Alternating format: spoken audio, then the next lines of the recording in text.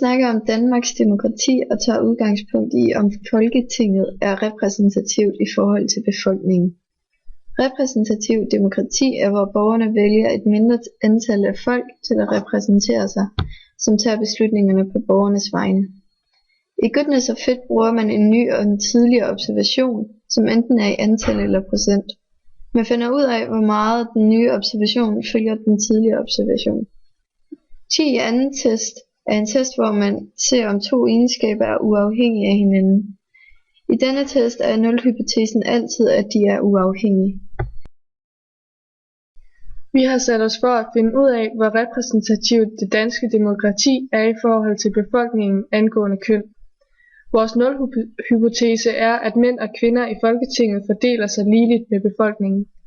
Dette er antallet af observerede, altså medlemmerne i Folketinget.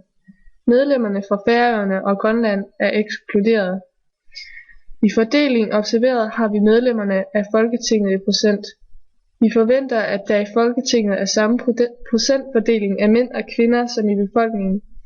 Derfor har vi i fordeling forventet indsat procentfordelingen af mænd og kvinder i den danske befolkning. Frihedsgrader beregnes ved denne formel. Her er frihedsgraden 1. P-værdien beregnes ved hjælp af denne formel. Her er p-værdien ca. 0,15%. Hvis vi har et signifikansniveau på 5%, må nulhypotesen altså forkastes. Mænd og kvinder er altså ikke i Folketinget fordelt ligesom i befolkningen.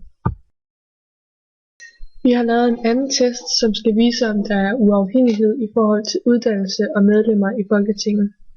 Vi har en nulhypotese, der hedder, at uddannelse er uafhængig af, om man sidder i Folketinget. I første søjle har vi medlemmerne i Folketinget. I anden søjle har vi den danske befolkning. I rækkerne har vi de forskellige uddannelser. Her kan man se, at de store dele af befolkningen har en lavere uddannelse, hvorimod medlemmerne i Folketinget generelt har en højere uddannelse. Nedenunder kan man se de forventede procenttal, så man kan se, at der nogle steder store forskelle på observeret og forventet. Frihedsgrader kan beregnes ved hjælp af denne formel.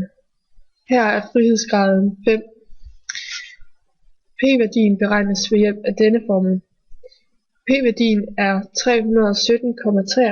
gange 10 opløftet i minus 13%. Med et signifikationsniveau på 5% må nulhypotesen forkastes. Om man sidder i Folketinget og hvilken uddannelse man har, er altså ikke uafhængig af hinanden. Ud fra vores Goodness of Fit test kunne vi konkludere, at Folketinget ikke er repræsentativt i forhold til befolkningen i forhold til fordeling af mænd og kvinder. I befolkningen er fordelingen næsten lige delt, hvor der i Folketinget er et flertal af mænd. Det kan ses som en ulempe ved vores demokrati. Pladserne de er ikke lige delt mellem mænd og kvinder, men det er befolkningen, der har valgt medlemmerne. Før i tiden var det kun mænd, der kunne være med om at stemme og sidde i Folketinget, men siden ligestillingen kom, er der flere og flere kvinder, der er blevet valgt ind. Dog er de stadig ikke ligeligt fordelt, så befolkningen må stadig mene, at mænd er bedst repræsenteret i Folketinget. Vi har valgt vores kvindelige statsminister ved seneste valg, men vi er stadig langt fra ligestilling, og det er hovedsageligt mænd, der sidder i de mest magtfulde råd i Folketinget, mens kvinderne har plads i de mindre magtfulde. Det er en fordel, at i Folketinget er de højt uddannede, så de ved en masse om samfundet som helhed, og de har en bredere forståelse for samfundet. De har også en større forståelse for, hvordan politik hænger sammen, hvilket gør dem bedre i stand til at udarbejde de forskellige problemstillinger. Ulempe er, at der er flest højt uddannede mennesker i Folketinget, det vil sige, at der ikke er mange af dem, som har været ude i arbejdslivet, hvilket gør, at de har en manglende erfaring. Folketingsmedlemmerne repræsenterer Danmark som et land, hvor over 65% af befolkningen er på arbejdsmarkedet, og flere er under uddannelse. Så det er ikke særlig repræsentativt, at der er flere politikere, der har taget en lang videregående uddannelse og aldrig selv har været på arbejdsmarkedet. Dermed kan det have en manglende fornemmelse for, hvordan det er på arbejdsmarkedet. Det kan også være skræmmende for almindelige mennesker at sætte sig ind i politikken med det høje faglige sprog. Der er altså både fordele og ulemper ved vores demokrati.